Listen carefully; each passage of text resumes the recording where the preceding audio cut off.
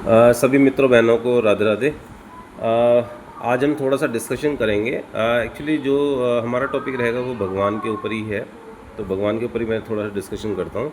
तो हमारा जो है वो शास्त्रों से रिलेटेड है कि हाँ, क्या हम शास्त्रों को सही मानते हैं अपने, मतलब शास्त्रों विश्वास करते हैं। हमारा शास्त्रों विश्वास है कि शास्त्रों में जो कुछ लिखा हुआ वो सत्य है, या कोई ये मानता है, जो भी वीडियो सुन रहा है वो ये मानता है कि भगवान है। तो यदि भगवान है, वो मानता है और शास्त्रों को मानता है, तो वीडियो उसी के लिए है। जो नहीं मानता उनके लिए खास कर नहीं है, बट वे भी सुनना चाहें, थोड़ा सा विश्वास जागृत होगा, उनका विश्वास जगेगा, भगवान में आस्था आएगी, तो वो सुन सकते हैं। अब जैसे कि मैं बात करना चाह रहा हूँ, शास्त्रों में ही लिखा हुआ है 84 लाख योनियों के बारे में, और संत महात्माओं के प्रवचन आप सुनो तो उसमें भी आता है वर्णन कि 84 लाख योनियाँ होती हैं। यानी कि जो एक योनि मनुष्य की है, जैसे कि हम क्या मनुष्य तो हैं हम लोग, तो मनुष्य योनि के अलावा भी 83,999 योनियाँ और हैं। अच्छा, वो योनियाँ हैं क्या, थोड़ा सा समझने का प्रयास करते हैं, थोड़ा समझते हैं। इसमें कोई किसी तरह की जो है फ़ोटो वगैरह नहीं आएगी। सीधा सीधा सुनना है, तो थोड़ा सा हो सकता है कोई बोर भी हो जाए और कोई हंसे भी बात को सुन करके। बट ये सच है, क्योंकि एनिमेटेड नहीं है वीडियो, ये रियलिटी पे बन रही है। तो इसमें क्या है, 83 लाख 999 83,09,999 योनियाँ जो हैं वो आपकी जीव जंतुओं की हैं, पेड़ पौधों की हैं। पेड़ पौधों की भी योनियाँ होती हैं। कभी आप माने कि पेड़ पौधे तो बस ऐसे ही हैं, पेड़ पौधों में भी जीव होता, कहते हैं पेड़ पौधों में भी जीव है। ऐसे जीव हर जंतु में है। छिपकली में भी जीव है, चींटी में भी जीव है। चींटी को आप एक रास्ते से रोकने की कोशिश करो तो चींटी बचने की कोशिश करती है, उसे पानी डाल दो तो पानी से निकल के भागती है। क्यों भागती है? क्योंकि वो भी डरती है। और डर कौन रहा है? डर रहा है जीव, जो जीव है। जैसे हम में जीव है ना, मनुष्य हम लोग, तो हम लोगों में जीव है एक, जो जीव डरता है। वो हम डरते हैं ना। अच्छा, केवल माइंड होता तो वो डरता? केवल नहीं डरता। हम गिरने से डरते हैं, हमें कोई मार ना दे उससे डरते हैं हम, मतलब डरते हैं हम। तो डर क्यों है? हमें भूतों की कहानियों से डर जाते हैं, तो डर क्यों है? डर कौन रहा है? जीव डर रहा है, वो अंदर का, हमारे अंदर जीव बैठा हो ना। यदि केवल मस्तिष्क ही होता तो क्या डरता? वो केवल मस्तिष्क होता तो मस्तिष्क तो आजकल कंप्यूटर को भी दे रखा है, तो क्या कंप्यूटर डर जाता है क्या? आप उसे डंडा दिखाओ, नहीं डरेगा ना, क्योंकि उसमें जीव नहीं है। जीव किस में? हम में, इसलिए हम डरते हैं, क्योंकि हम केवल मस्तिष्क नहीं है।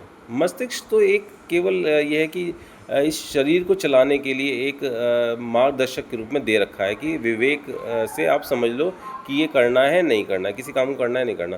तो इसी प्रकार से 83,09,999 योनियाँ जो हैं वो जीवों की हैं। यानी कि जीवों के मतलब चींटी, बिच्छू, सांप, केंचुआ, मतलब अनेक तरह तरह के जीव, तरह तरह के जीव, मछलियाँ। एक मछलियों में भी कई प्रजाति, पता नहीं कितनी अनगिनत तरह की मछलियाँ होती हैं। कोई किसी के पंख लाल भी होते हैं, हरे भी होते हैं। पक्षी में देखो, तोता देखा है? तोते की चोंच लाल है, जो शरीर वो है ग्रीन कलर का है। और भी तरह तरह के पक्षी होते हैं जिनके अलग अलग तरह तरह के। अच्छा, वो किसने बना दिए? अच्छा, उनके कलर कहाँ से आ गए? आप कलर जैसे देखो तो पेपर पर आप कलर, कोई कभी चित्रकारी करी होगी, तो आपने चित्रकारी जब करते हो तो उस पर कलर डालते हो ना। कलर तो आपके मैनुअल हैं, परंतु जो पेड़ पौधों की भी योनियाँ हैं, पेड़ पौधे भी तरह तरह के होते हैं। अब देखो, कलर में अभी बात कर रहा था, कलर भरते हैं हम अभी। अच्छा, पक्षियों में कलर किसने भर दिए? अपने आप आए भरे ना, अपने आप आते हैं ना। तो ये सब भगवान की लीला है, भगवान ने पूरी रचना रच रखी है। इसी प्रकार से हमारे अंदर जो जीव है, कल को जब हम मरेंगे तो हमारा जीव किसी भी योनि में जा सकता है। वो छिपकली के अंदर भी जा सकता है, छिपकली के अंदर किसी मादा छिपकली से पैदा हो सकते हैं हम लोग किसी जानवर, कुत्ते, बैल, बकरी, घोड़ा, गधा, ऊँट, या किसी भी मछली, किसी के भी पेट से, किसी के पेट से मतलब पैदा होकर आ सकते हैं। तो ये ऐसे मतलब ये मत मानना कि ये कोई झूठ है, ठीक है? क्योंकि शास्त्रों में लिखा हुआ है। शास्त्रों के चीज़ों को मानने वाले को तो पता ही है ना। तो हमारा जो काम है वो केवल कर्म करना नहीं है। हम जो करें केवल कर्म कर रहे हैं। कर्म करने में अब बहुत से लोग कहेंगे कि सारे काम अच्छे तो करते हैं हम, कोई मांगता तो 10 रुपये भी निकाल कर दे देते हैं, हम अपने बच्चों का पेट भर रहे हैं, अपना गृहस्थी चला रहे हैं, किसी के साथ कुछ गलत नहीं करते, कुछ और नहीं करते। अरे भैया, ये तो जो है पता नहीं कितने तरह के जीव करते हैं काम। क्या तोता किसी को नुकसान पहुँचा रहा है? क्या तोता किसी को नुकसान पहुँचाता है? क्या गाय किसी को नुकसान पहुँचा रही है? तब भी वो गाय ही है ना। तभी वो तोता ही है ना, तभी वो पक्षी है ना। क्या पेड़ किसी को नुकसान पहुंचाते हैं? तभी वो पेड़ ही बने हुए हैं ना। वो भी अपनी शाखाएं बढ़ा रहे हैं, वो भी जो है वो पैदा कर रहे हैं चीज़ें। पेड़ पे अनेक तरह के फल उत्पन्न हो रहे हैं। पक्षी अनेक तरह के पक्षी भी पक्षी पैदा करते हैं। कबूतर से कबूतर पैदा होता है।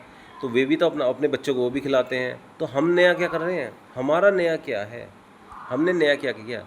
हमने नया कुछ नहीं किया। जो पक्षी कर रहे थे, जो पेड़ कर रहे थे, जो जानवर कर रहे थे। कुत्ता भी बच्चे पैदा करता है, उनको खिलाता भी है। जब तक वो अपने आप खाने लायक नहीं होता, जब तक उसको खिलाता भी है। पक्षी, एक उड़ के चिड़िया भी अपने घोंसले में जो अंडे देती है, उसमें बच्चे जो उसके होते हैं, उसको भी लाकर वो भी चूका पानी खिलाती है। तो हम क्या नया करते हैं? हम कह रहे हैं अपने बच्चों को हम खिलाते हैं, तो हम अपना कोई कोई अलग काम कर रहे हैं? केवल कर्म कर रहे हैं। ये कर्म तो है, पर इस कर्म से आप जो है, ऐसा नहीं कि आप किसी योनि में ना चले जाओ। तो योनि में जाने से यदि आपको बचना है, तो आपको कर्म की बजाय कर्म योग करना पड़ेगा। अब आप कहोगे कर्म योग क्या है? कर्म योग है अपने जितने भी परिजन हैं सबको हम पालन पोषण सबका कर रहे हैं, परंतु उसे हम ये ना समझें कि आज यहाँ हम कर रहे हैं, हम ना करें। उसमें ये सोचें कि भगवान करा रहे हैं।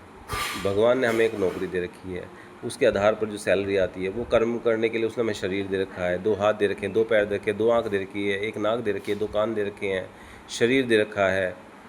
ठीक है, उस शरीर के द्वारा हम काम करते हैं, जा कर के हमें सैलरी मिलती है। सैलरी मिल कर के हमारे बच्चों के लिए चीज़ें तैयार होती हैं, घर में खाना बनता है और तरह तरह की चीज़ें, उनकी स्कूल की फ़ीस और वगैरह सब चीज़ जाती हैं। तो कोई बड़ा काम हम नहीं कर रहे हैं। कर कौन रहा है? यदि हम ये मान लेते हैं कि हम कर रहे हैं, तो ये कर्म हुआ। और यदि ये मान लेते हैं कि भगवान कर रहे हैं और भगवान के बच्चों के लिए ये सब कुछ हो रहा है, आपके बच्चे तो आज है ना, ये इस जन्म से ही तो आपके बच्चे हैं। ये आप इस जन्म में आए तो आपके बच्चे ये हुए। ठीक है, तो परंतु ये जीव किसी और योनि से होकर आए हैं। हो सकता है पिछले जन्म में कुछ और रहे हो, ये आप कुछ और रहे हो, तो आप भी आकर जीव कोई मनुष्य बने, ऐसे ये भी मनुष्य बने हैं। तो आपके द्वारा उत्पन्न जरूर हैं, ये आपके थ्रू उत्पन्न जरूर है, परंतु जो जीव है इनके अंदर, वो जीव परमात्मा का दिया हुआ है, वो जीव परमात्मा का है। तो परमात्मा का बच्चा है ये, आपका बच्चा नहीं है।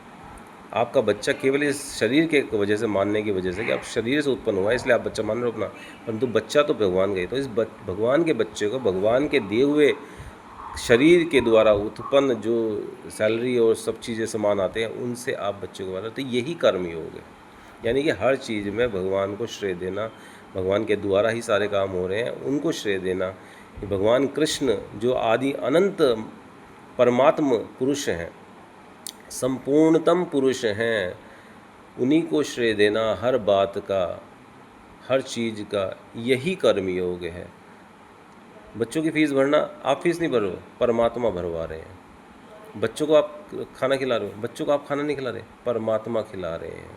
परमात्मा के द्वारा भेजे गए पैसे से बच्चा का पालन पोषण हो रहा है। ठीक है, आप उसके लिए आप पढ़ाई करा के आपने बीटेक करा दिया, एमबीए करा दिया, एमसी करा दिया, तो आपने नहीं कराया, परमात्मा करा रहे हैं। बस यही ध्यान रखना है कि हम यदि हर चीज़ का श्रेय भगवान को दे देंगे, तो यही आपका किया हुआ कर्म योग बन जाएगा। कर्म योग यही है। इसी से ही आपको बस ये समझ में आएगा कि ये बच्चा अपना नहीं, ये भगवान का पहला बच्चा। हमारा बच्चा तो बाद में है, हमारी पत्नी बाद में है, पहले भगवान से उत्पन्न जीव है, भगवान से उत्पन्न होकर आया। तो जिस दिन हम ये मानना स्टार्ट कर देंगे, और ये मानना चाहिए, यदि आप नहीं मानोगे तो अगले जन्म के लिए तैयार रहो। अगले जन्म में निश्चित रूप से कोई ना कोई अन्य योनि में, क्योंकि भगवान जब चीज़ हमने भगवान की दी हुई भगवान के लोगों में ही बांट दी, भगवान के लोगों को ही दे दी, तो हमने जो कर्म किया उस कर्म से हमें ना पुण्य मिला ना पाप मिला। तो सब कुछ किसको चला गया? भगवान को चला गया। तो ना पुण्य बना ना पाप बना। जब ना ही पुण्य बना ना ही पाप बना, तो कोई कर्म हमारे द्वारा हुआ ही नहीं, यानी कि हम अकर्म हो गए। यानी कहने का मतलब, हमने कर्म करते हुए भी अकर्म किया। कर्म तो किया, बट कर्म करते हुए भी कर्म कैसे हो गए? अकर्म हो गए। जब अकर्म हो जाता है कर्म किया हुआ कर्म भी अकर्म हो जाता है, यानी कि उसका ना पाप बन रहा ना उससे पुण्य बन रहा, तो वो कहाँ चला गया? वो सीधा भगवान को कर्म चला गया। जब भगवान को कर्म चला जाता है तो आप अपने योनियों से मुक्त हो जाते हो, और योनियों से मुक्त होकर के आपको अलग अलग योनियों में नहीं जाना पड़ता। अब आपको किस तरह का जीव जंतु जानवर या किसी और त्रास जो मैंने बताई, एक 84 लाख योनि टोटल हैं, उनमें से एक मनुष्य की योनि है। आपको मनुष्य की योनि में, या तो यदि आप वापस भी आओगे तो मनुष्य योनि में ही आओगे, उसके अलावा कहीं नहीं जाओगे। और आपको हो सकता है कि भगवान का सीधा धाम मिले, भगवान की सेवा में जाओ। ठीक है, तो मेरा सभी लोगों से विनम्र विनती यह है कि भगवान की सत्ता मानो, क्योंकि आपके चलाने से हवा नहीं चलती, आपके करने से बारिश नहीं गिरती, आपके करने से आपका शरीर का एक रोम तक नहीं आप लगा सकते वापस। आपके शरीर का एक बाल गिर जाए, आपके सर पे से बाल टूट कर गिर जाए, तो क्या आप उस बाल को वापस लगा सकते हो? क्या नहीं लगा सकते।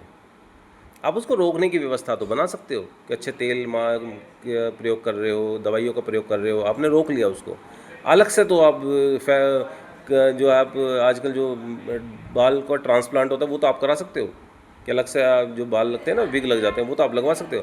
पर उस रोम को परमानेंटली जैसे वो था पहले वैसे का वैसे नहीं लगा सकते। चाहे आपके हाथ का गिर जाए, चाहे आपके कहीं का गिर जाए, आप उसको वापस नहीं लगा सकते। तो आपका कोई पुरुषार्थ नहीं है इसके अंदर। तो इसलिए जब आपका कोई पुरुषार्थ नहीं, तो किसका पुरुषार्थ है? भगवान के, क्योंकि भगवान ने आपके शरीर पर बाल दिए थे और वो भगवान की इच्छा से ही टूट कर गिरा है। ठीक है, तो जब आप ये मानना स्टार्ट कर दो कि हर कर्म, हर कार्य भगवान के द्वारा ही हो रहा है, हवा भगवान के द्वारा चल रही है, हर चीज़ भगवान के द्वारा चल रही है।